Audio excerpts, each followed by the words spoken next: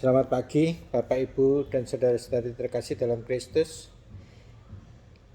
Kalau kita ingin memahami Alkitab, kita harus mengalami. Jadi Alkitab itu divalidasi oleh pengalaman. Jadi contohnya misalkan Nabi Elia di Sungai Krit yang diberi makan oleh burung gagak ya, burung gagak. Nah, saya pernah mengalami waktu saya diusir dari rumah sewa karena tidak bisa bayar sewa. Saya dibantu oleh teman, saat dipinjami ruko 3 lantai. Jadi rumah sewa, kita tidak bisa bayar sewa, diusir, barang-barang disita, tetapi besoknya kita diberi pinjaman satu ruko 3 lantai, tetapi di Bekasi.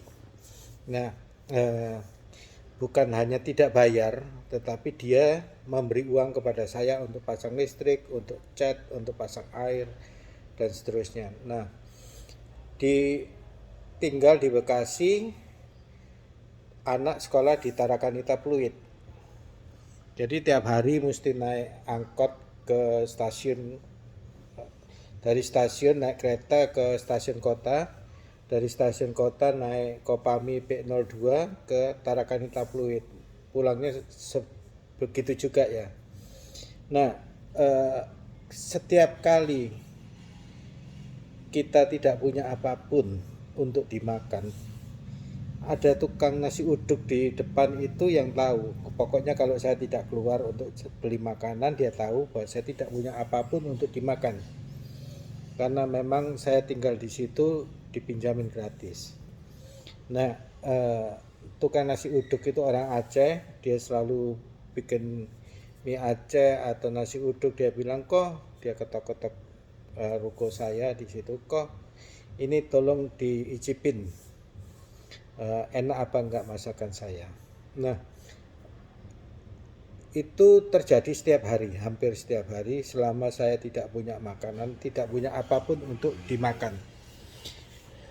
Kemudian kalau kita tidak punya ongkos untuk ke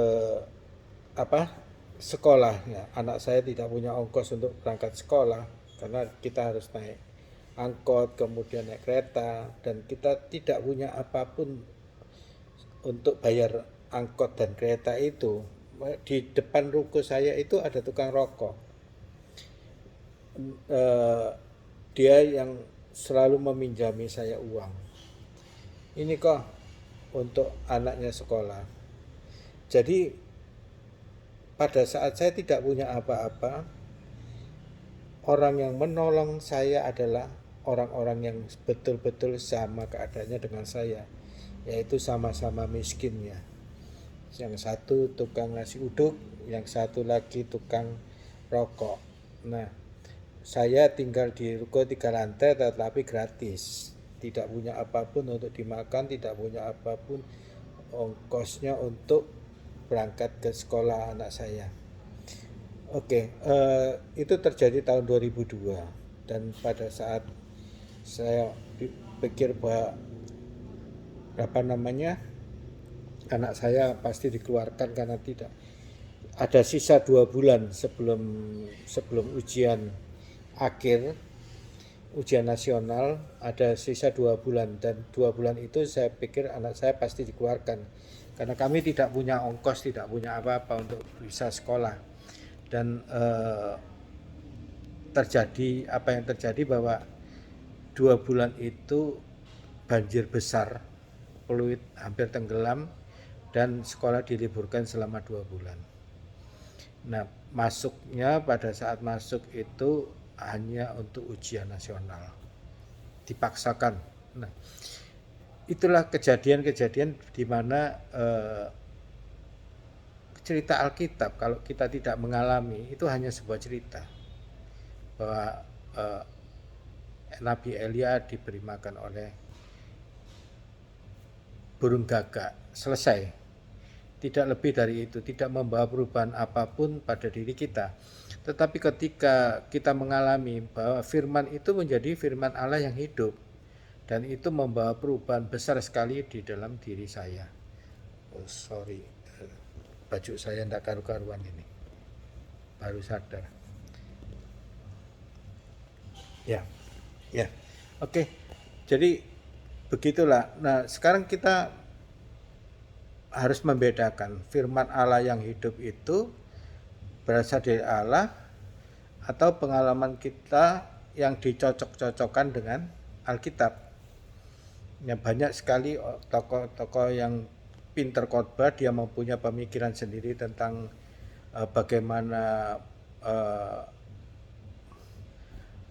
membaca Alkitab, bagaimana menafsirkan Alkitab, kemudian dia mencocokkannya, pendapatnya itu dicocokkan dengan Alkitab.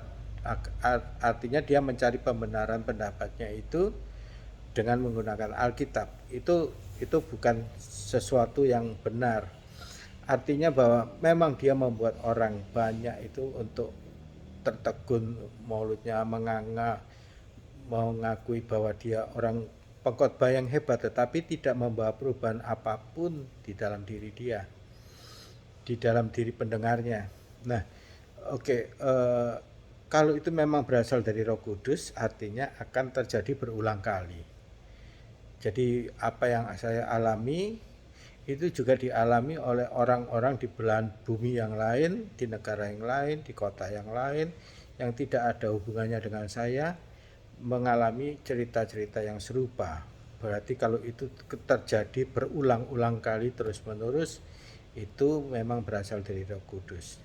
Jadi seperti sepeda roda 3, di depan adalah roda depan adalah pengalaman, roda belakang adalah Yesus dan Roh Kudus. Terima kasih.